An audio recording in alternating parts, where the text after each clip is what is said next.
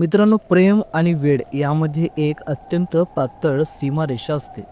प्रेम जेव्हा वेडेच्या उंबरठ्यावर पोचतं तेव्हा ते किती विनाशकारी ठरू शकतं याचं उत्तम उदाहरण म्हणजे ही आजची कहाणी.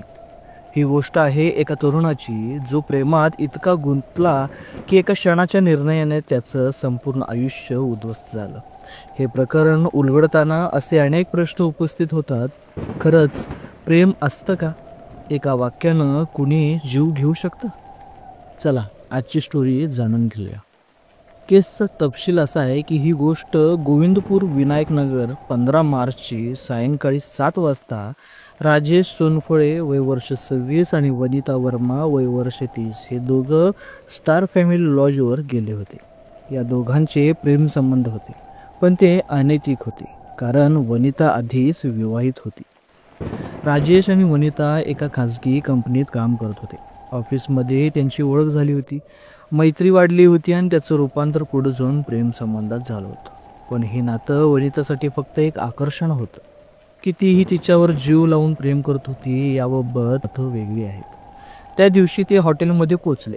त्यांनी खोली नंबर 103 घेतली. तिथल्या कर्मचाऱ्याने त्यांना काही वेळानंतर जेवण मागवायचं का असा प्रश्न विचारला, पण वनितानं सांगितलं काही नको, आम्ही लवकर बाहेर पडू.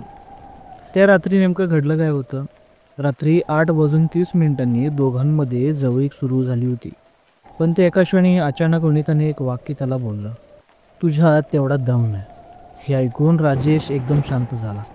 त्याच्या डोक्यात काय सुरू झालं काय माहिती, हे कोणाला समजलंच नाही. पण काही क्षणातच त्याचा चेहरा बदलला. त्याच्या हृदयात वेदना होऊ लागल्या आणि त्याला अपमानासारखं वाटावं लागलं. त्याने वनिताला जोरात ढकललं आणि बोलला की काय बोललीस? तो संतापून तिला विचारला. अरे मी सहज बोलले, वनितानं असं त्याला मस्करीत बोलली. पण राजेशने काही ऐकून घेतलं नाही. तो वेड्यासारखा रूममध्ये फिरू लागला. त्याने बाजूच्या टेबलावर ग्लास जोरात भिरकावून दिला. टेबलावर ठेवलेलं नाईफ त्याच्या हातात आलं. अंधाऱ्या वॉशरूममध्ये सगळा हा ट्रिजर आता पुढे जाऊन घडणार होता. टेबलवर ठेवलेला नाईफ त्याच्या हातात आला. राजेशने अचानक वॉशरूममध्ये धाव घेतली आणि आतून दार लावून घेतला.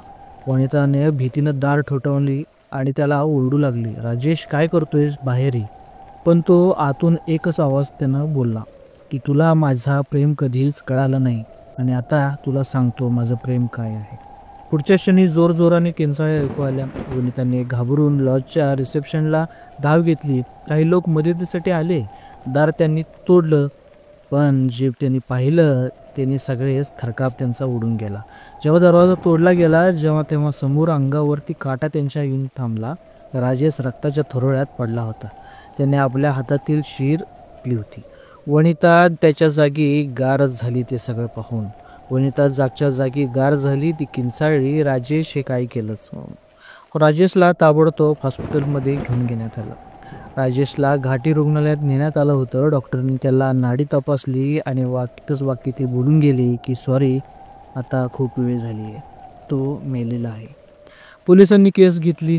हॉटेलच्या स्टाफमधून माहिती घेतली. CCTV फुटेज दोघे लॉजमध्ये जाताना दिसले होते. पण त्या खोलीत नंतर जे काय झालं ते अनपेक्षितच होऊन बसलं होतं. चौकशी दरम्यान वनितानं कबूल केलं की मग फक्त सहज एक वाक्य बोललो होतो, पण त्याने असा काही टोकाचे निर्णय घेईल हे मला वाटलं नव्हतं. मित्रांनो, या प्रकरणातून शिकण्यासारखं खरंच काय? प्रेमामध्ये परिपक्वता हात असायला हवी. एका शब्दाने आयुष्य उद्ध्वस्त होऊ शकतं. भावनांवर ताबा असायला हवा. अपमान किंवा दुःख वाटल्यास मदतीसाठी योग्य व्यक्तीला बोलवा. आव्हानात्मक संबंधाचा परिणाम असतात. अनैतिक नात्यांमधून नेहमी दुःख आणि संकट निर्माण होतात. मित्रांनो, तुमचं मत काय? राजेश निर्णय योग्य होता का? वनिताने असं बोलणं टाळायला हवं होतं का? तुमच्या प्रतिक्रिया कमेंटमध्ये नक्की सांगा. व्हिडिओ आवडल्यास लाईक करा, शेअर करा आणि राजेश जुर्म चॅनलला सबस्क्राईब करायला विसरू नका. धन्यवाद.